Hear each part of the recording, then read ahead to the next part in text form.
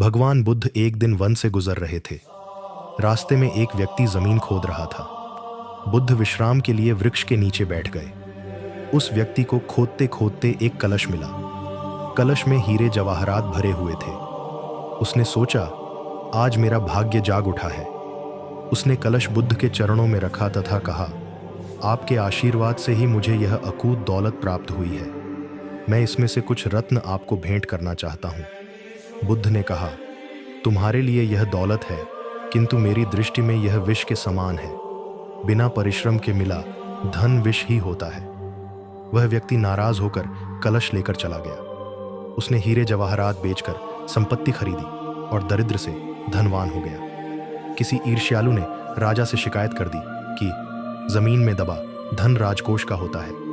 अमुक व्यक्ति ने उसे निजी काम में लाकर नियम का उल्लंघन किया है।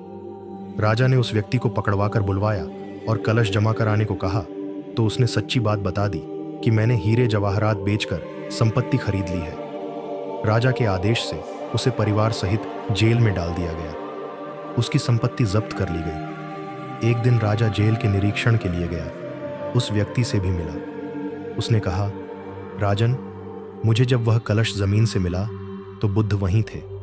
उन्होंने मुझसे कहा था कि इसमें रत्न नहीं विष भरा है। यह सुनकर मैंने उनका अपमान किया था।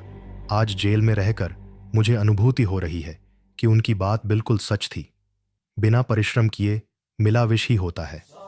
मैं एक बार भगवान बुद्ध के दर्शन कर उनसे क्षमा मांगना चाहता हूँ। राजा ने भगवान बुद्ध को ससम्मान राज्य में आमंत्रित किया। जेल से निकालकर उस व्यक्ति को बुद्ध के पास ले जाया गया।